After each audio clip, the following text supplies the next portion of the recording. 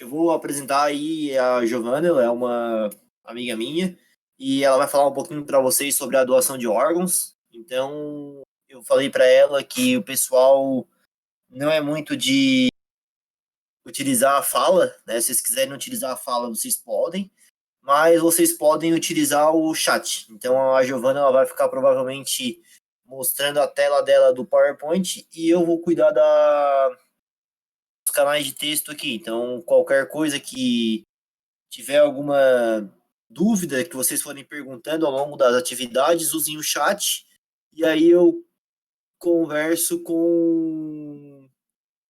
né, com a Giovana fazendo as dúvidas. O Roger, eu só tinha pedido, o áudio é basicamente isso.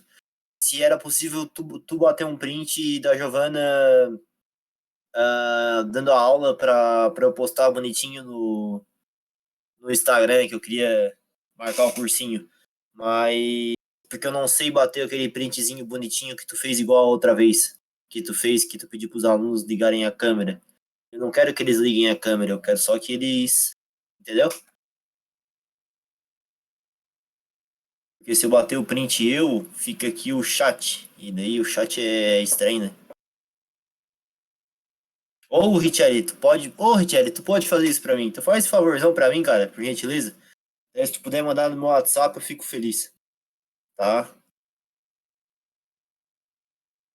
Beleza, então. Então, eu coordeno aí as perguntas e a Giovana coordena a aula. Giovana, pode desmutar aí e começar. Tá bom? Uma boa aula pra ti aí. Qualquer coisa, eu tô aqui. Desde já, eu queria agradecer a presença, né, em nome dos alunos, em nome do cursinho também. Agradecer a tua presença e a tua disponibilidade. Muito importante pra gente, tá bom? Boa aula aí. Então tá, boa noite, gente. Eu sou a Giovana. Tá tudo certo com o meu áudio, Gabriel? Tá, pode continuar. Tá. Eu queria primeiro agradecer ao Gabriel por essa oportunidade, porque a gente tentando ensinar os outros, né? A gente sempre aprende mais. E eu queria dizer que é uma oportunidade muito gratificante para mim. Então, vou tentar passar um pouquinho do que eu sei para vocês. O Gabriel me pediu para falar um pouquinho sobre os desafios, estratégias e o panorama da doação de órgãos no Brasil. Como eu falei para vocês, eu sou a Giovana, eu sou estudante de medicina do 4º semestre. Eu quero que vocês se sintam totalmente à vontade para fazer qualquer pergunta. E quero dizer também que talvez eu não saiba responder todas, mas qualquer coisa eu vou procurar e depois eu mando para o Gabriel para ele responder para vocês. A doação de órgãos no Brasil, o Brasil é o segundo país do mundo em número de transplantes realizados por ano, sendo mais de 90% realizados pelo Sistema Único de Saúde. A organização do Programa Nacional de Transplantes se dá de forma que cada estado tem uma central de notificação, de captação e distribuição de órgãos. Giovana? Oi? Oi, aqui é o Richelli.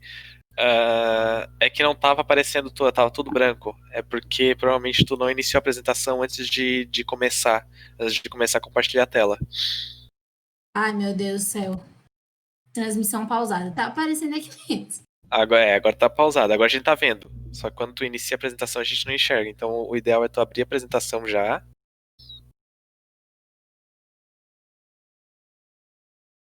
Isso.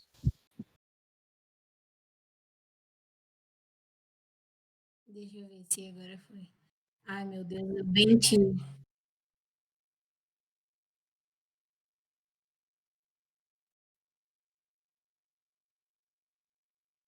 Deu?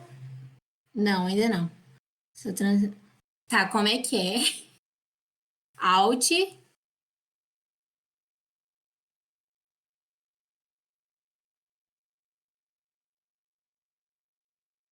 Oi? Não é mais fácil deixar desse jeito, daí todo mundo consegue ver, cara. Pode ser também. Pode ser também. Não. Isso, não abre tela cheia. Assim, Isso. tá dando? Isso.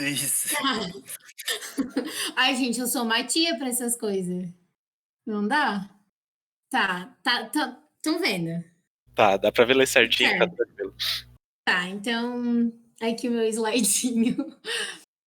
Aqui o tema da aula, que são os desafios, estratégias e panorama da doação de órgãos no Brasil. Eu tinha iniciado aqui falando que o Brasil é o segundo país no mundo em número de transplantes realizados por ano, sendo que mais de 90% é realizado pelo Sistema Único de Saúde. A organização do Programa Nacional de Transplantes dá de forma que cada estado tem uma central de notificação, captação e distribuição de órgãos. Coordena a captação e alocação dos órgãos, baseada numa fila única, estadual e regional. Ou seja, existe uma equipe formada por médicos, enfermeiros, técnicos, enfim, toda uma equipe multiprofissional que ela recepciona esses doentes e coloca na fila de transplante, né? E também quando ocorre o caso de morte encefálica, eles fazem a cirurgia da retirada de órgãos, enfim, são eles que são responsáveis pela captada de órgãos e alocação dos órgãos também na pessoa que vai receber esses órgãos. Existem 2 tipos de doadores: os doadores vivos e o doador falecido. O doador vivo é qualquer pessoa que concorde com a doação, desde que não prejudique sua saúde. Pode ser parentes de até 4º grau e cônjuges, ou então não parentes, desde que tenha autorização judicial. O doador falecido são pacientes que sofreram morte encefálica e só podem doar mediante autorização familiar, de acordo com a legislação brasileira. Então, aqui, como se tornar um doador falecido? Como eu falei, só pode mediante autorização familiar, de acordo com a legislação. A lei é essa daqui, a lei número 10.211, que extinguiu a doação presumida no Brasil e determinou que a doação com doador cadáver só ocorreria com autorização familiar, independente do desejo em vida do potencial doador. Ou seja, você até pode ir num cartório, deixar registrado, você pode fazer o que você quiser, pode deixar registrado em cartório, mas mesmo assim, a tua família que vai decidir. Então, por isso que é importante dar conversa com a tua família e deixar totalmente expresso o teu desejo para que eles decidam por você, caso você venha sofrer algum acidente e sofra morte encefálica. Aqui, a título de curiosidade, os órgãos e tecidos que podem ser doados, que seriam as córneas, né, os olhos, coração, pulmões, rins, fígado, pâncreas e ossos. O tempo máximo para retirada, a córnea ela pode ser retirada 6 horas pós parada cardíaca. O coração tem que ser retirado antes da parada cardíaca, assim como os pulmões, fígado e pâncreas.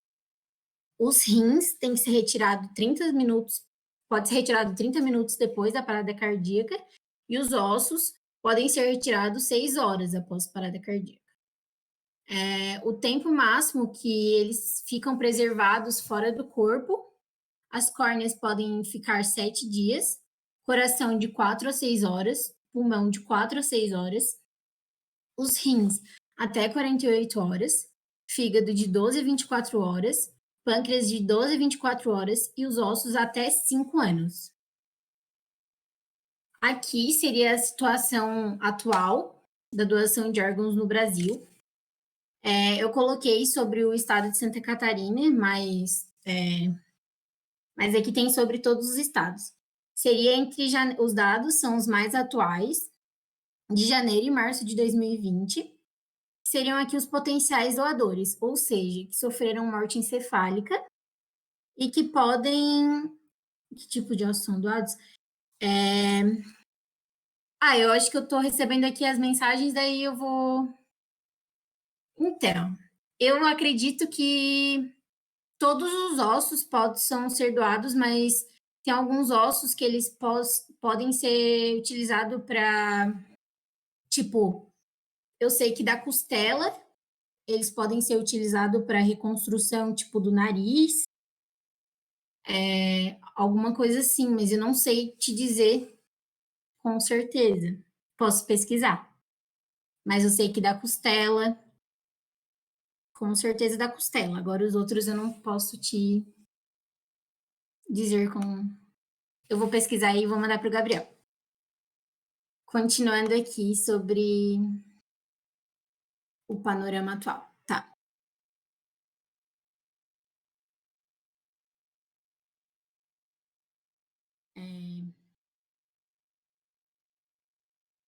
Tá, deixa eu abrir aqui as dúvidas. Será que se eu tirar aqui para ler as dúvidas, vai parar a compartilhamento?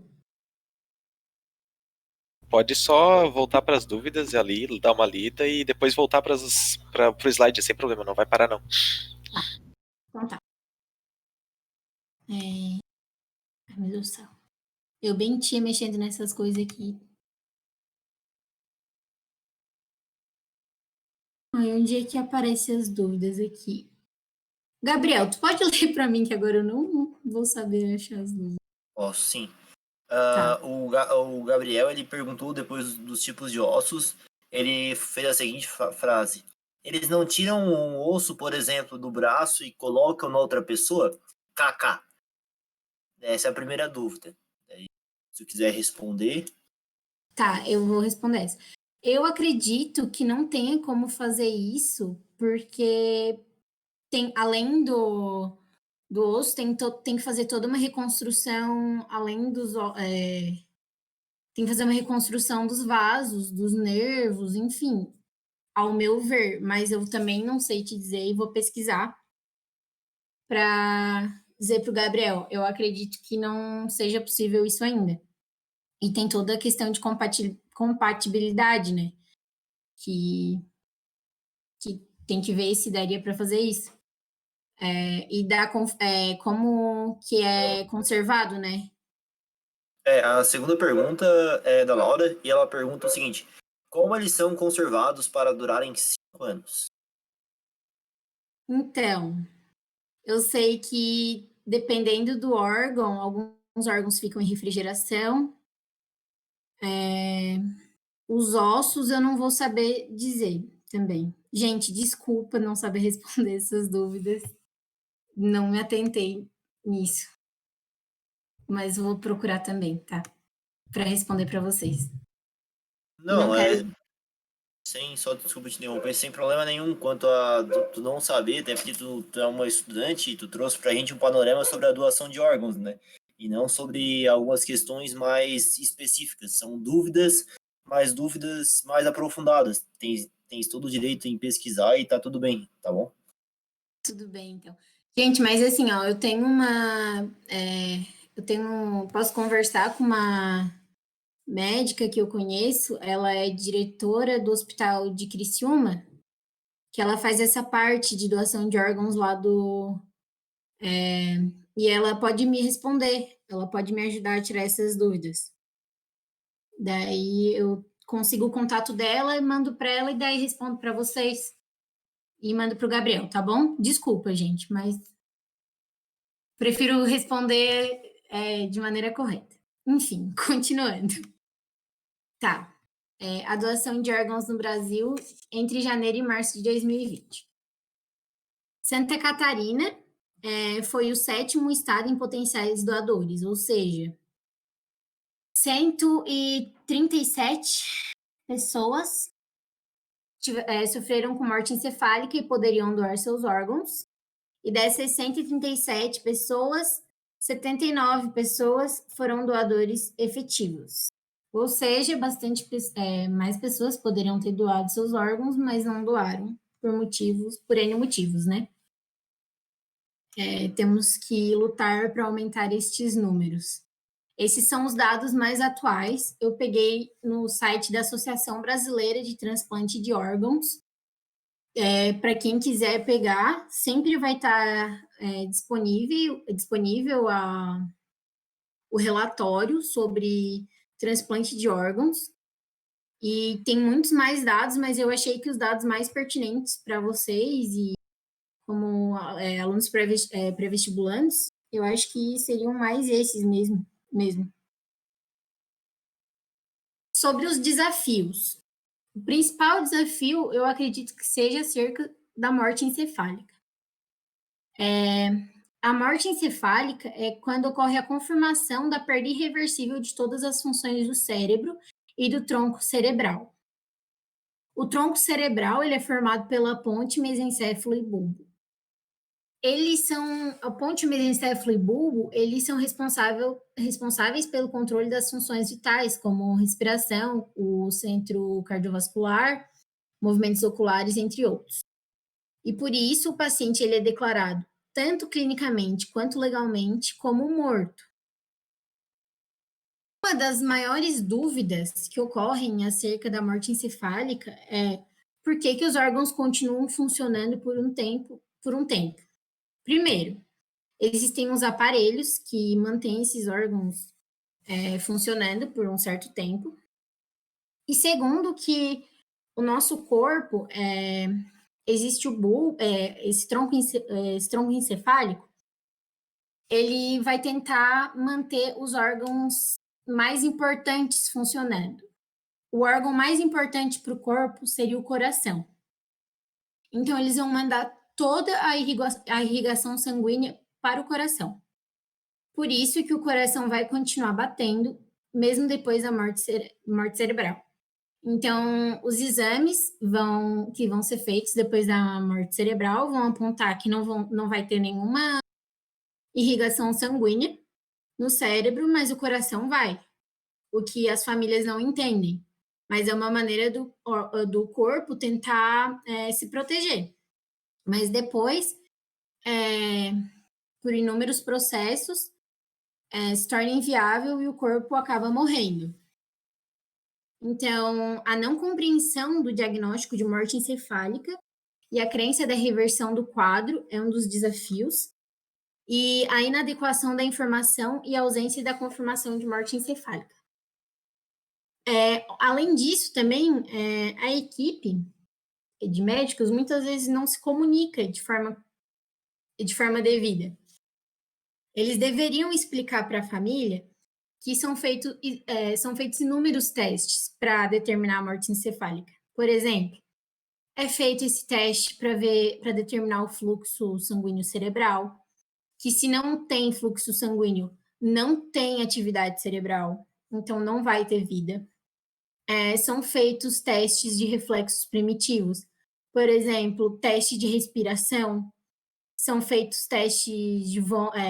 por exemplo, se a pessoa está entubada, eles mexem o tubo que a pessoa está, né? O tubo da intubação. E se a pessoa não tem um reflexo de vômito, por exemplo, é mais um reflexo primitivo. Então, mais um sinal de morte encefálica.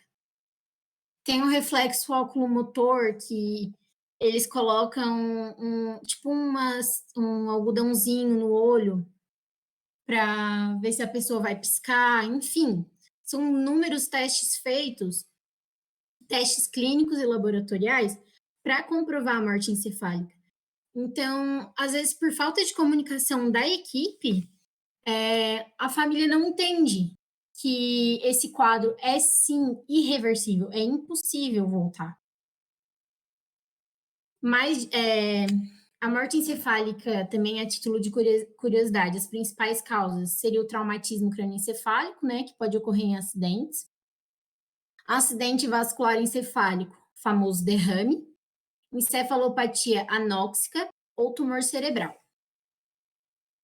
Mais desafios. Existem as crenças religiosas. Muitas religiões não permitem a doação de órgãos, assim como não permite doação de sangue, enfim. Medo da reação da família pelo familiar favorável. Pela falta de comunicação, às vezes um membro só é favorável. E por medo, ele não expõe essa sua opinião por medo. E acaba que daí o resto da família não sabe e ninguém conversa e acaba que a doação não ocorre por falta de comunicação. Desconfiança de que a morte do parente possa ser antecipada ou induzida, objetivando a doação de órgãos. Comércio de órgãos. Solicitação da doação dos órgãos pela equipe médica quando feita antes da confirmação do diagnóstico de morte encefálica. Isso, na verdade, seria um erro da equipe médica, né? Porque deveria em respeito à família, deveria esperar o diagnóstico de morte encefálica para depois solicitar à família a respeito da doação de órgãos. A doação de órgãos é uma corrida contra o tempo, porque, como eu mostrei para vocês, existem órgãos, tipo o coração, que ele precisa ser retirado antes da parada cardíaca. Então, precisa ser conversado com a família logo em seguida da morte encefálica. Mas tudo isso, existe um jeito existe jeito. A equipe médica tem que ter empatia com a família, tem que entender que a família está passando por um momento muito difícil.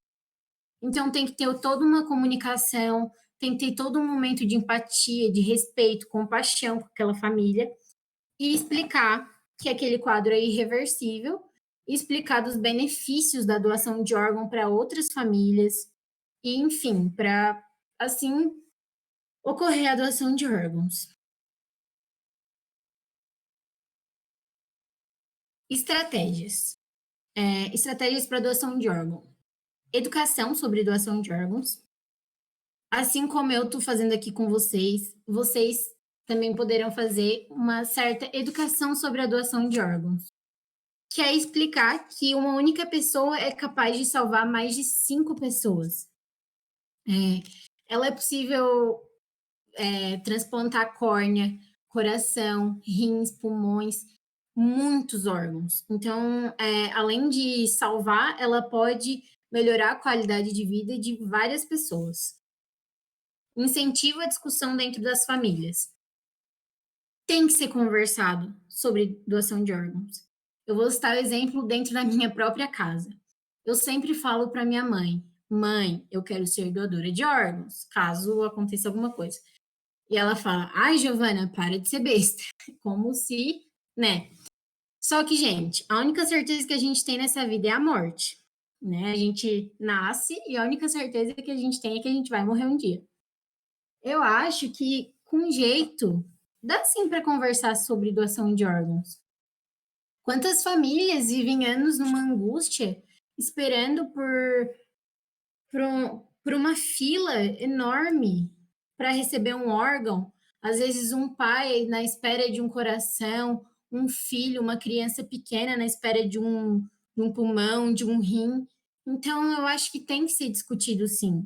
A única certeza que a gente tem é que a gente vai morrer.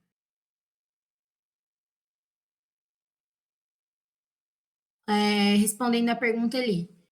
Também não tenho certeza, mas eu acredito que sim, sendo feito todos os testes de compatibilidade, sim, pode ser doado.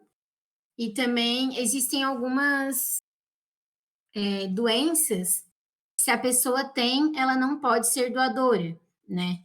Seriam algumas doenças crônicas, também HIV, eu acredito que não possa doar, não pode doar.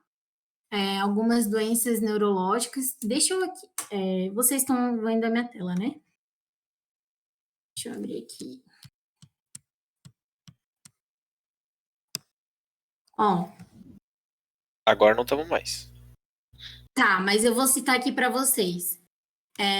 Pessoas que não podem doar são pessoas que têm insuficiência renal, hepática, insuficiência cardíaca, pulmonar, pancreática e medular. Portadores de enfermidades infecto-contagiosas, como doença de Chagas, HIV, hepatite B e C,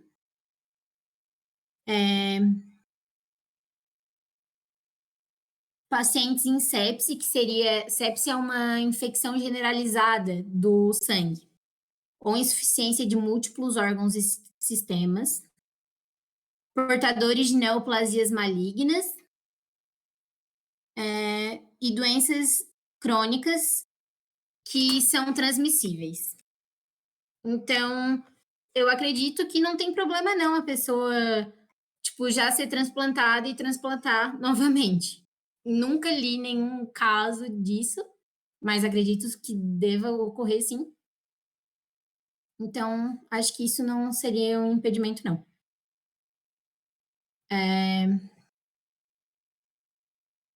Tá, ali continuando. Outra estratégia, incentivo dos profissionais de saúde a divulgar e disponibilizar informação clara e específica a respeito sobre morte encefálica. Que foi isso que eu fiz com vocês, que eu tentei fazer com vocês.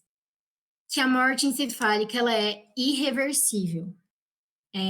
Sobre como é feito o diagnóstico, que o diagnóstico, ele é feito de uma maneira detalhada, que o médico não, simplesmente, ele não declara de qualquer jeito a morte encefálica. Não é um exame, são vários exames que são feitos. São testes clínicos, são testes laboratoriais. Então, é feito de todo um procedimento para declarar essa morte encefálica. A respeito da doação de órgãos, os custos, que pode ser feito pelo Sistema Único de Saúde. O único problema é a fila, né? Que isso... A aparência do corpo após a doação. Gente, do corpo do cadáver, no caso. Não vai... a pessoa não vai ficar com uma aparência de corpo vazio ou algo assim. Não vai mudar absolutamente nada. Se doar a córnea, a pessoa vai ficar, tipo, com as pálpebras fechadas. Se doar algum órgão interno, vai ser tudo fechado. Depois, as pessoas o cadáver vai ficar com roupa. Enfim, não vai aparecer que doou os órgãos. O cadáver vai ficar normal.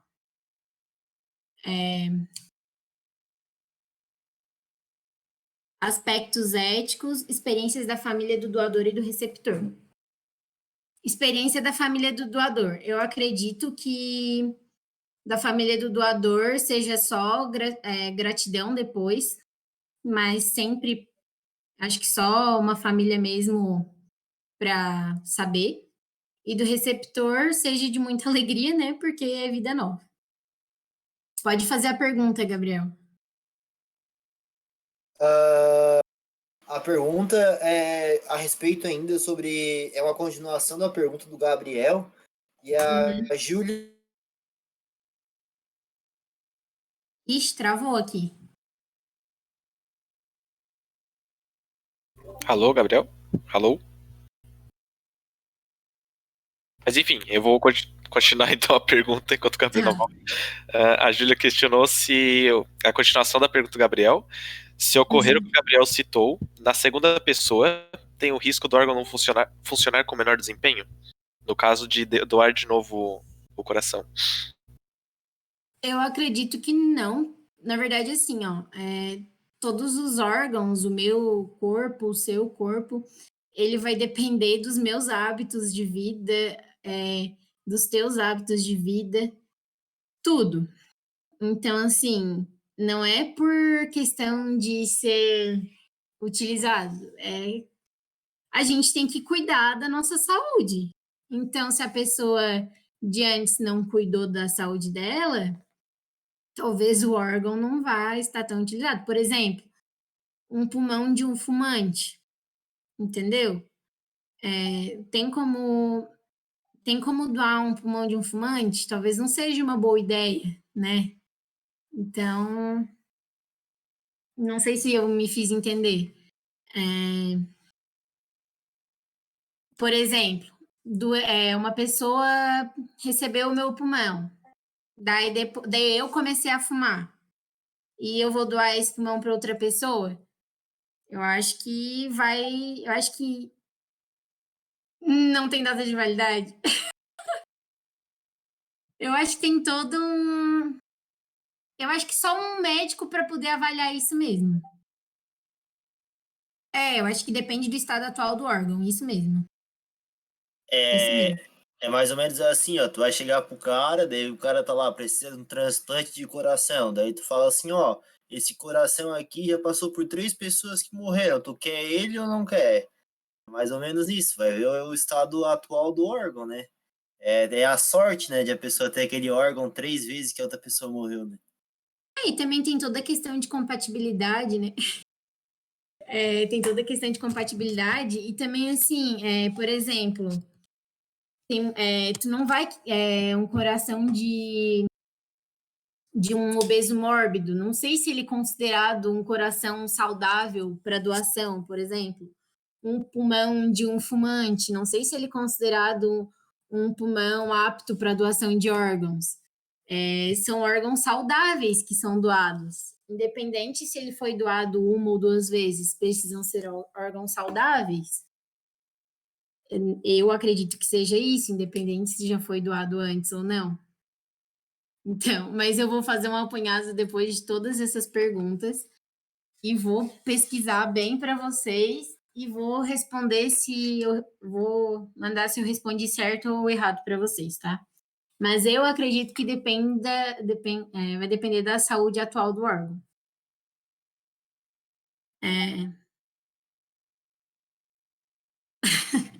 Tá, agora tem que fazer uma oração antes de doar o órgão também, porque tem toda a questão de ele estar amaldiçoado, gente. Tá, continuando. Por fim não. Pessoas formadoras de opinião devem usar sim sua influência para o bem e incentivar a doação de órgãos. Eu, como estudante da área da saúde, vou sempre defender a doação de órgãos, porque eu acho que as filas que existem de doação de órgãos são enormes. É injusto enquanto uma pessoa está morrendo e eu vou levar meus órgãos para baixo da terra e enquanto outra pessoa está ali numa fila esperando, poxa, esse meu órgão está saudável, eu gostaria muito que alguém tivesse a chance de poder viver mais. Então, eu já avisei para minha família, todos sabem que eu sou sim doadora de órgãos. Então, eu incentivo muito essa conversa dentro das famílias. Eu tentei trazer algumas frases para a redação. Já fui vestibulanda, sei que isso ajuda. Não sei se as frases vão ajudar vocês, mas espero que sim. Que foram essas, eu achei elas bem interessantes, assim.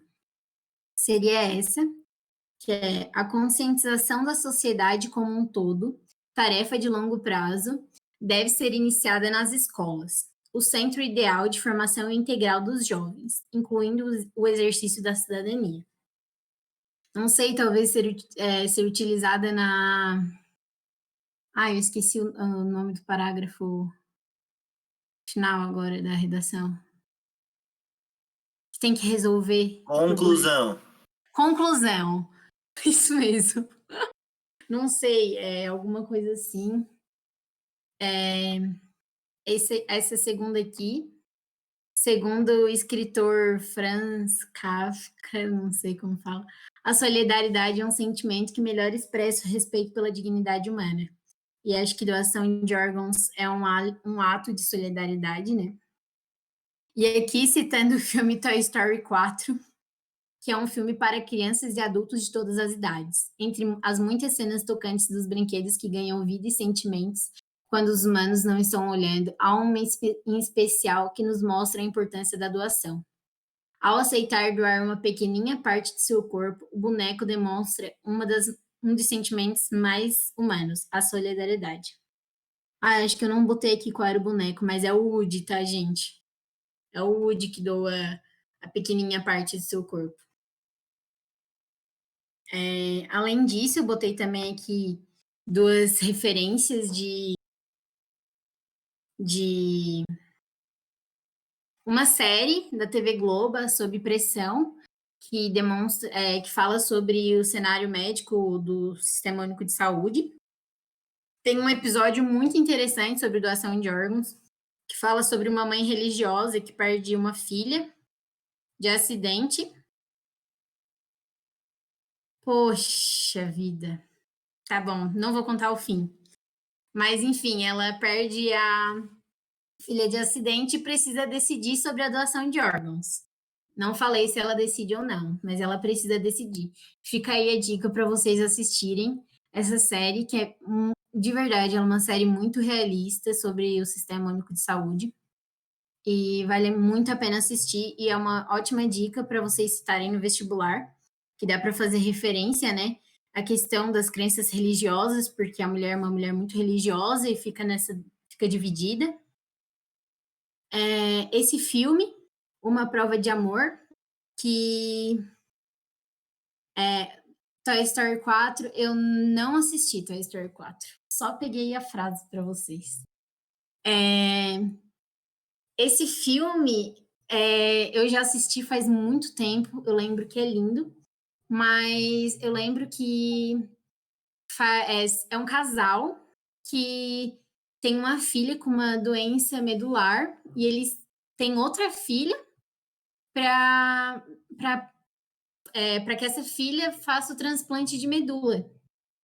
E essa filha, depois de passar anos por inúmeros procedimentos invasivos, ela resolve se emancipar para não fazer, para decidir, na verdade, sobre o corpo dela e decidir se ela vai fazer ou não um transplante. Eu não lembro do fim, então, mas tá aí outra dica de referência para vocês usar na redação. Aqui uma cartilha educativa do dia 27 de setembro, que é o Dia Nacional de Doação de Órgãos, que é para conversar com a sua família e expressar a vontade de doar os órgãos. E, por fim, depois de muito tempo aqui cansando vocês, uma frase que eu achei linda, que diz que quando a gente for para o céu, que é para deixar os órgãos na terra. Afinal, anjos só precisam de asas. Essa frase foi um transplantado cardíaco, recebeu um coração e disse isso. E realmente, né? Quando a gente morrer, a gente não precisa levar mais nada. A gente pode deixar aqui nossos órgãos e fazer uma pessoa, não, várias pessoas felizes e dar a chance de uma nova vida para várias pessoas e várias famílias. E seria isso, gente. Muito obrigada.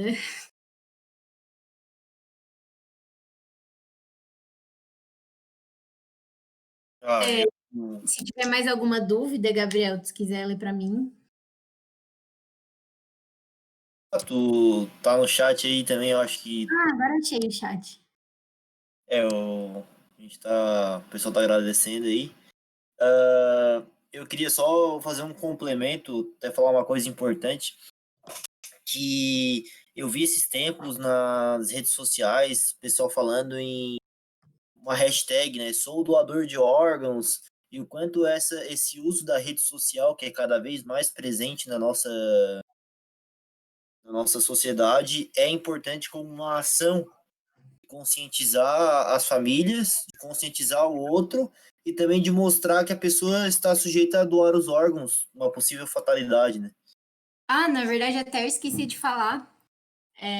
Tu lembra, no meu Instagram, inclusive, eu tentei fazer uma campanha que foi um pouco falha para as pessoas postarem uma foto com a família e botar a hashtag sou doador de órgãos. Por quê? Justamente por isso, porque só a nossa família vai decidir por nós. Então, o intuito da foto com a família é para a família ver que a gente quer ser doador de órgãos, que a gente espalhou para todo mundo que a gente quer ser doador de órgãos, e para a família respeitar o nosso desejo. Então, acho que o mais importante é isso.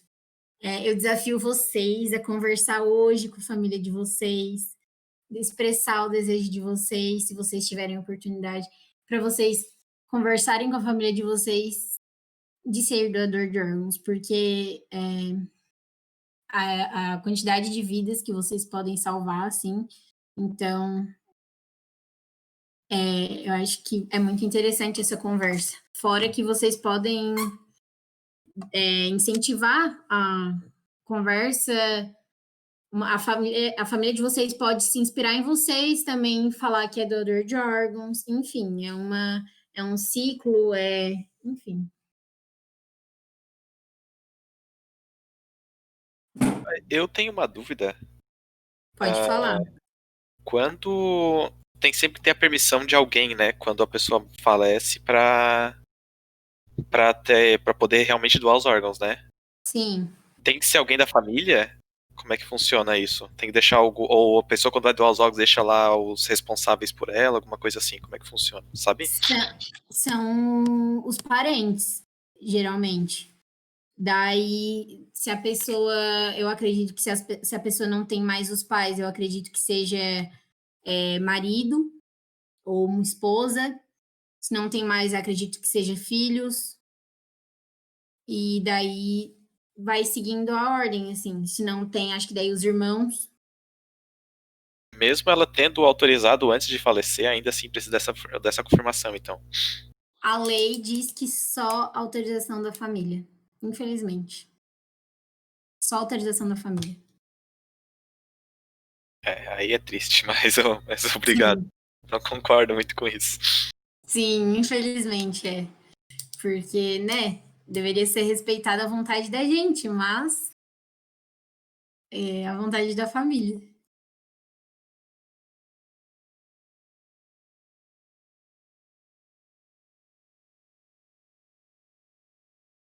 Então, mais uma vez aí, em nome do cursinho, eu agradeço, tá, Giovana? Foi muito boa.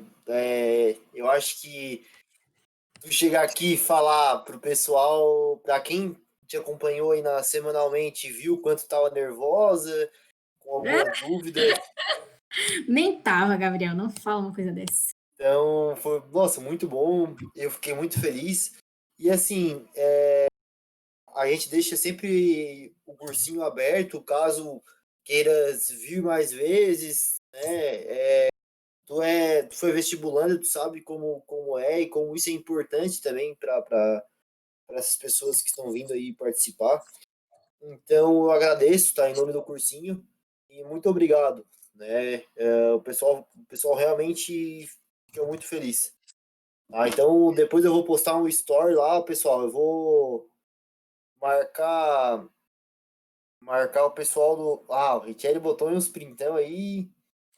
Bom, daí se vocês quiserem aí botar os arroba de vocês do Instagram aí, eu vou marcar o pessoal na palestra da. Vou utilizar o termo palestra, tá? Daí eu acho legal usar o termo palestra, é legal, né? Dá uma moral, pô, a pessoa dá uma palestra. É legal, cara, eu acho legal. Né? Então eu vou utilizar o termo palestra. E daí, se vocês quiserem deixar os arroba do Instagram de vocês aí, pessoal, para eu marcar vocês lá na hora de fazer o story. Até vou mandar essas imagens para Giovana. Enfim.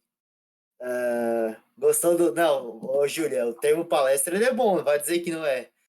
É um termo. É um termo legal, né? É diferenciado, diferenciado. Então tá, pessoal.